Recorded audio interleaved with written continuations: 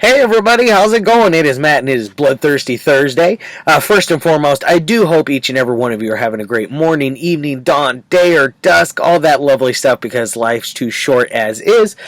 Please do like, share, and subscribe. I see I'm at that 300 marker. Yes, yes, yes, folks. I finally have made it up to that milestone of my short YouTube career. Thank you very much, folks. You guys are awesome. I wouldn't have been here if it wasn't for each and every one of you that tune in every day or once in a while, whenever it is you feel like you need to tune in and get you a dose of Matt. You know, I'm happy that I'm here for you. Now, do always look at the description box for more information of the day for the movie of the day. Today's there is your brief synopsis, your starring cast, your director, the runtime of the cut I'm watching. There is 0 MPAA rating on this one, which means it's not rated. It's got a couple little tidbits of trivia on there, and then there's also a link for a trailer in there as well. So you get a little bit of a taste for everything from the movie as is.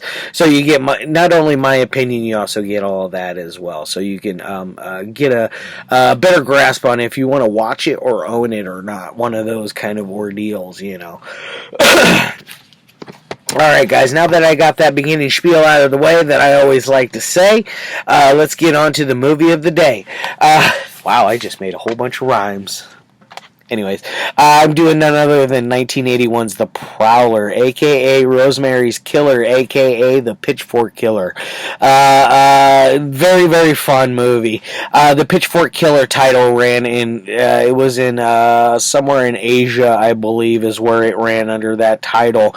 And it was somebody that it's questionable if they had any kind of rights to do any kind of releasing for it. Chances were they did not, but they definitely made some money on it. which I can't say much about because I know of filmmakers that have done that here in the States. They'll release. I have some here in my collection, but not many. I don't want to have many in the collection, if any at all. But I do have some of those Asian hard to find bootlegs. You know, I don't really care for owning bootlegs. I'd rather have the real deal. That's just me. Why have a fake product when you can have the real product? Anyways, you might hear my dog snoring today during the video. He is laying next to me out cold. So if you do hear him, you get a little bit of a chuckle out of that. And then, anyways, now let's get back onto today's. Like I said, this came out in 1981. There is 0 MPAA rating on this one. It's running at an hour and 29 minutes, at least the cut I am watching of this Blue Underground release is, which is the standard issue pressed DVD that they released on it. And as far as, you do not have any reversible artwork, but you got a nice little picture of an insert card. You got your index card here, and then a nice little picture on the inside. So you at least have something to look at instead of just a blank inside sleeve, which drives me nuts. I'm happy that Blue Underground did this because nothing just drives me more nuts than going to open up a case and it's blank on the inside besides the DVD. I feel gypped in ways.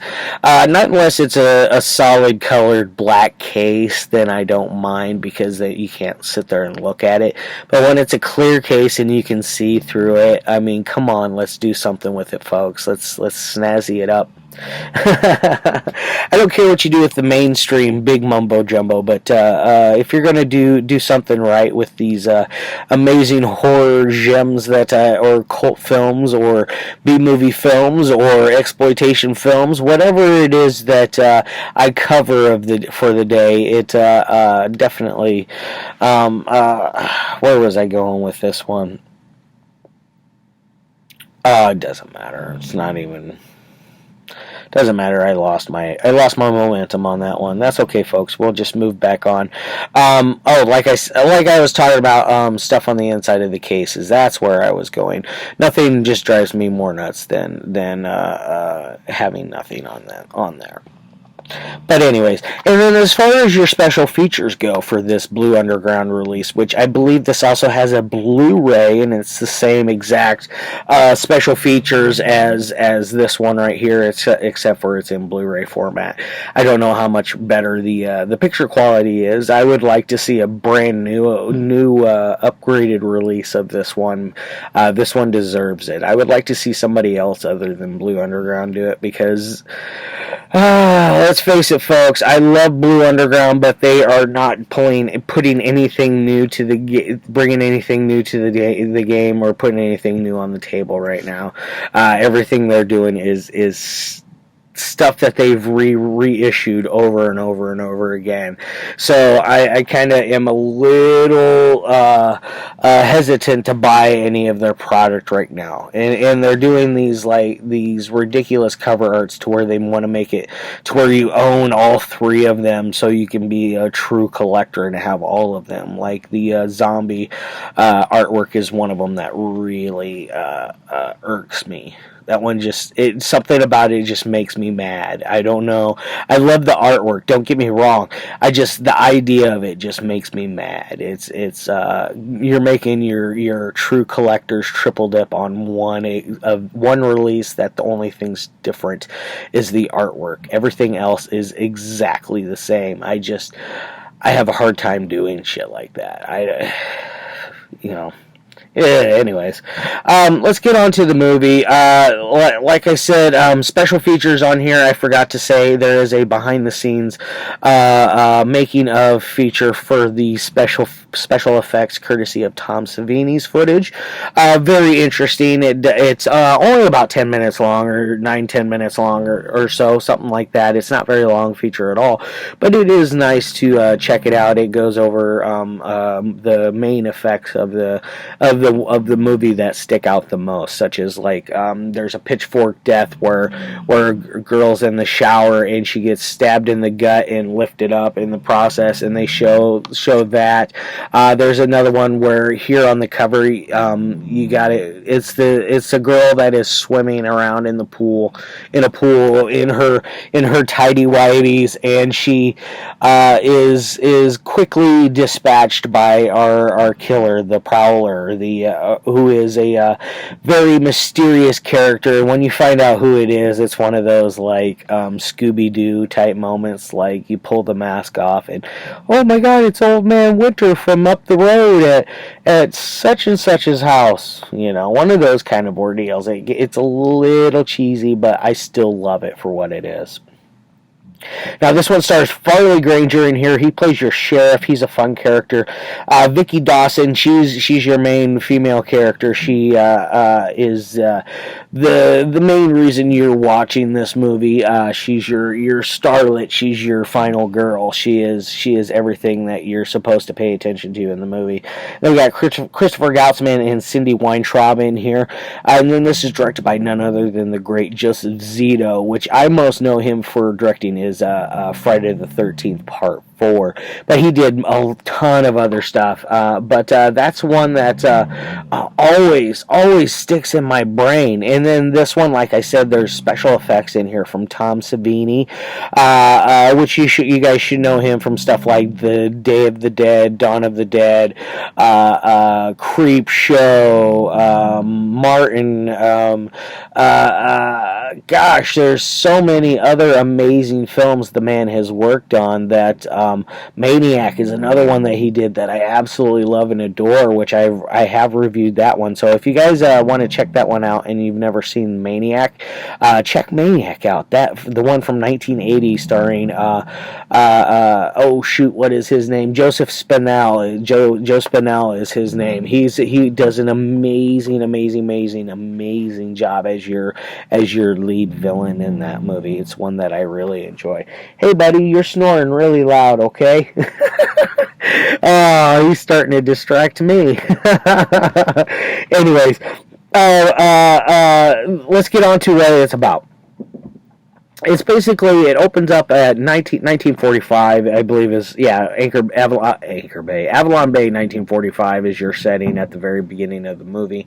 There's a big giant graduation dance going on, and there's a ton of people there, blah, blah, blah, having a nice little soiree dance, wearing the fancy clothes and dressed to the nines, and all that funny stuff, fun stuff, all that interesting attire and everything else that ensues with it, the spiking of the punch and things of that nature. Hey, Mister, wake up over there.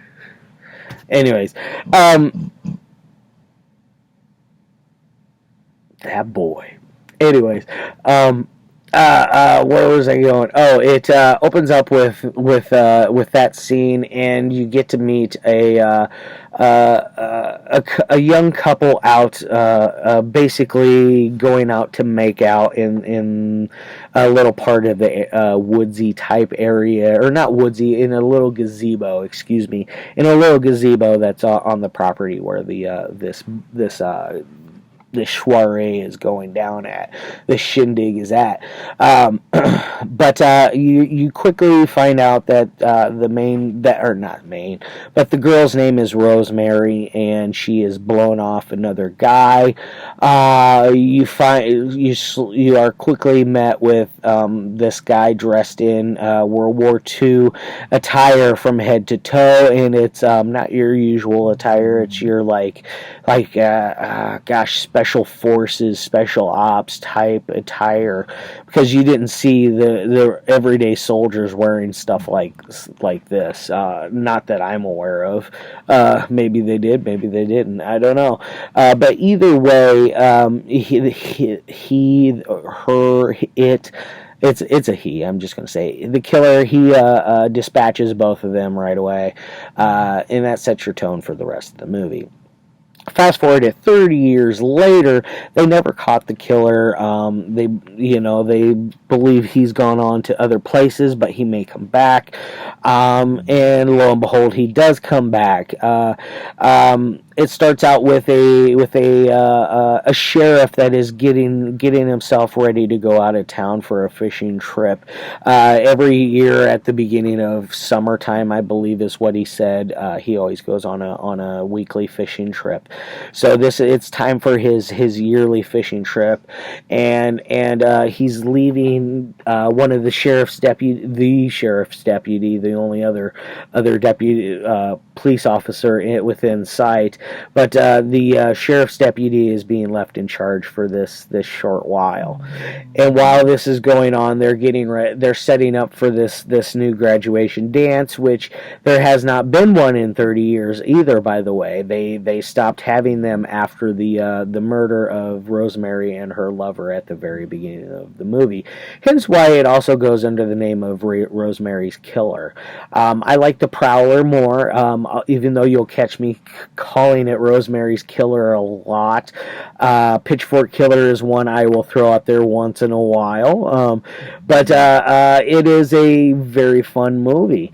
But they are setting it up, and somebody's going through and killing teens off as things are going, and they're dispatching them in horrible ways, like one with the pitchfork. Like I stated earlier, a girl in the swimming pool gets her throat slit, and that scene is very, very well done. They have a little quick making of blurb about it in the special effects featurette, which is very, very cool to see that feature. I really, really enjoy it. You got somebody who gets stabbed through the head with a bayonet. You got a shotgun blast to the face, which the shotgun blast to the face is the coup de grace, which is worth the price of admission on its own, in my opinion. It is one of Savini's greatest special effects. I feel like he crushed it with that one. Definitely, nothing against the shotgun blast to the head in Maniac, which he also did. The Prowler did it a little better, I think. Because it was, I believe, his second time. Yeah, it would have been his second time, because Maniac came out a year before this. That's right. Maniac 1980. This one's 1981. Sometimes I reverse them around by accident. But he does a very cool shotgun blast to the head type effect, which is just epic and like I said, worth the price of admission alone. Now that's basically your basic setup of the movie. You're set with your main girl, which is I believe is Vicky Dawson is her character, or is the name of that girl. But either way, she is your main character. That is your final girl. She is seeing the sheriff's deputy. They are a couple. They are dating. Although there are several other guys that are trying to get with this girl as well. Very interesting. Either way, there's one other guy. Several. It's just one other guy that made comments towards her, Matthew. Anyways, so as far as any kind of ratings go, on a technical side, this thing's probably a 3 out of 5. It's middle of the road. It's not going to be. It's not a game changer as far as technical filmmaking go. As far as slashers, it's no Intruder. You know, Intruder has got some of the best cinematography in a slasher movie I've seen in a long time. If you want to count Psycho as like a precursor to the slasher era, Intruder kind of reminds me of some of the cinematography that Alfred Hitchcock used for that. It's definitely not the same, but it is. I feel like it's on par with some of the cinematography he did. Definitely check out that one. But back to the Prowler, or the Intruder is the one I'm talking about. You need to check out. But back to the Prowler, which I do also suggest checking out. As far as entertainment side goes, this thing's probably a 3 or a 4 out of 5. It's probably a 6 or a 7 out of 10 kind of movie. It's a little above average slasher. It gets lumped into the A category often. I personally am going to bump it to the B category. It's not a top tier slasher in my opinion. It could be better. It could be way worse. It works for what it is. I have to be in a certain mood to watch it though, because it does move. The pacing of this movie is a little slow. I'm not going to lie. That it suffers a little bit from that pacing issues in this one. I'm not going to lie. Alright guys, I'm going to get the hell out of here. I got stuff to do. I'll see you tomorrow with an amazing, another trauma title. I did Toxic Avenger, what was it, Tuesday? Tomorrow I'm going to be doing another trauma title, which is one that I absolutely love and adore as well.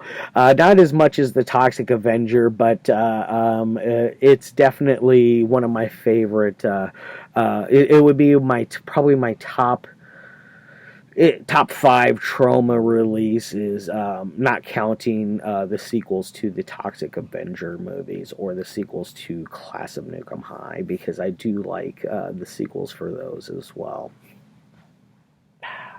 Alright, love your faces. See you tomorrow, and peace.